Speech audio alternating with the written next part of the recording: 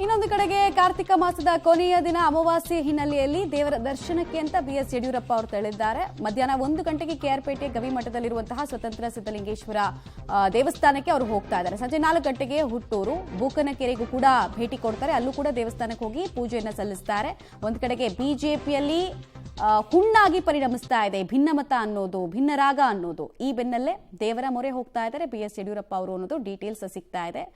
1 ಗಂಟೆ ಹಾಗೂ 4 ಗಂಟೆಗೆ ವಿವಿಧ ಸ್ಥಳಗಳಲ್ಲಿ ದೇವಸ್ಥಾನಗಳಿಗೆ ಪೂಜೆಯನ್ನು ಸಲ್ಲಿಸ್ತಾರೆ. ಆ ಮೂಲಕ ಪಕ್ಷದ ಒಳಗಿರುವಂತಹ ವಿರೋಧಿಗಳನ್ನ ಹಣಿಯುವಂತಹ ಕೆಲಸಕ್ಕೆ ದೇವರ ಮೊರೆ ಹೋಗಿ ಮುಂದಾಗ್ತಾ ಇದ್ದಾರೆ ಬಿಎಸ್ ಯಡಿಯೂರಪ್ಪ ಅವರು ಅನ್ನೋದು ಕುತೂಹಲ. ಮತ್ತು ಪುತ್ರನ ಸ್ಥಿತಿ ಕೂಡ ಅತ್ಯಂತ ಸಂಕಷ್ಟದ ಸ್ಥಿತಿ. ರಾಜ್ಯದ ಹಿರಿಯ ನಾಯಕರ ಮುನಿಸು ವಿಜೇಂದ್ರ ಅವರ ಉಜ್ವಲ ಭವಿಷ್ಯಕ್ಕೆ ಎಲ್ಲಿ ತೊಡಕಾಗುತ್ತೋ ಅನ್ನುವಂತಹ ಆತಂಕ ಕೂಡ ಇದ್ದೇ ಇದೆ. ಒಂದು ಹಂತದಲ್ಲಿ ಅಂದ್ರೆ ತೀರಾ ಇವತ್ತೇನೋ ಸಪೋರ್ಟಿಗೆ ಬರ್ತಾ ಇದ್ದಾರೆ ಬಿಜೆಪಿಯ ಮಾಜಿ ಶಾಸಕರುಗಳು ಎಲ್ಲರೂ ಕೂಡ ಸರಿ, ಬಟ್ ತೀರಾ ಒಂದು 3-4 ದಿನದ ಹಿಂದೆ ಕೂಡ ಏಕಾಂಗಿ ಆಗ್ತಾ ಇದ್ದಾರೆ ವಿಜೇಂದ್ರ ಅವರು ಅನ್ನೋ ರೀತಿ ಪರಿಸ್ಥಿತಿ ನಿರ್ಮಾಣ ಆಗಿತ್ತು. ಇದೆಲ್ಲದರ ಬೆನ್ನಲ್ಲೇ ದೇವರ ಮೊರೆ ಹೋಗ್ತಾ ಇದ್ದಾರೆ. ವಿಜೇಂದ್ರ ಬೆನ್ನಲ್ಲೇ ನಾಳೆ ದೆಹಲಿಗೆ ಯತ್ನಾಳ್ ಅವರು ಕೂಡ ತೆರಳುತ್ತಾ ಇದ್ದಾರೆ. ಕೇವಲ ಅವರೊಬ್ಬರೇ ಹೋಗ್ತಾ ಇದ್ದಾರೆ ಅಥವಾ ಅವರು ಮನವಿ ಮಾಡಿಕೊಂಡಂತೆ ಅವರ ಜೊತೆಗೆ ನಿಯೋಗ ಹೋಗ್ತಾ ಇದೆಯಾ? ಮಾಹಿತಿ ಬಂತು ನೋಡಿ. ಮಾಜಿ ಸಂಸದ ಜಿಎಂ ಸಿದ್ದೇಶ್ವರ್, ಪ್ರತಾಪ್ ಸಿಂಹ, ಚಂದ್ರಪ್ಪ, ಹರೀಶ್ ಸೇರಿದಂತೆ ಹಲವರನ್ನ ಒಳಗೊಂಡಂತಹ ನಿಯೋಗ ನಾಳೆ ದೆಹಲಿಗೆ ಹೋಗ್ತಾ ಇದೆ. ಇವರು ತಮ್ಮ ಟೀಕೆ ಟಿಪ್ಪಣಿಗಳನ್ನ ದೆಹಲಿಯಲ್ಲಿ ಹೆಂಗ್ ದಾಖಲಿಸ್ತಾರೆ ಅನ್ನೋದನ್ನ ನೋಡಬೇಕು.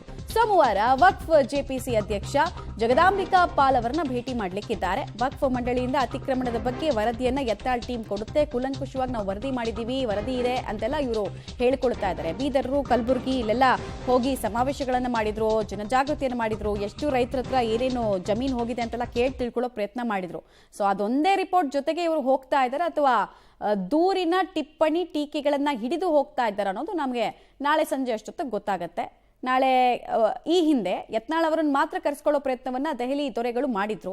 ಬಟ್ ಕರೆಸ್ಕೊಳ್ಳೋದಾದ್ರೆ ನಾನು ಒಬ್ಬನ್ನೇ ಅಲ್ಲ, ನನ್ನ ಜೊತೆಗಿರುವಂತಹ ರೆಬಲ್ಗಳನ್ನು ಕೂಡ ಕರೆಸ್ಕೊಳ್ಬೇಕು ಅಂತ ಹೇಳಿದ ಬೆನ್ನಲ್ಲೇ ನಾಳೆ ದೆಹಲಿಗೆ ಹೋಗ್ತಾ ಇರೋದು ಕ್ಷಿಪ್ರ ರಾಜಕೀಯ ಬೆಳವಣಿಗೆಗೆ ಕಾರಣ ಆಗತ್ತಾ ಅನ್ನೋದನ್ನ ನೋಡಬೇಕು. ಮತ್ತು ಟ್ರಿಕ್ಕಿ ಸಿಚುವೇಶನ್ ಅಲ್ಲಿ ಬಿಜೆಪಿ ಹೈಕಮಾಂಡ್ ಇದೆ ಯತ್ನಾಳ್ ಅವರ ವಿಚಾರದಲ್ಲಿ. ಒಂದು ಮುಂಬೈ ಕರ್ನಾಟಕ ಭಾಗದಲ್ಲಿ ಯತ್ನಾಳ್ ಅವರು ಕೂಡ ಅನ್ಡೌಟೆಡ್ಲಿ ಪಾಪ್ಯುಲರ್ ಲೀಡರ್ ಮತ್ತು ಪಂಚಮಸಾಲಿಗೆ ಸೇರಿದಂತಹ ಪ್ರಬಲ ನಾಯಕ.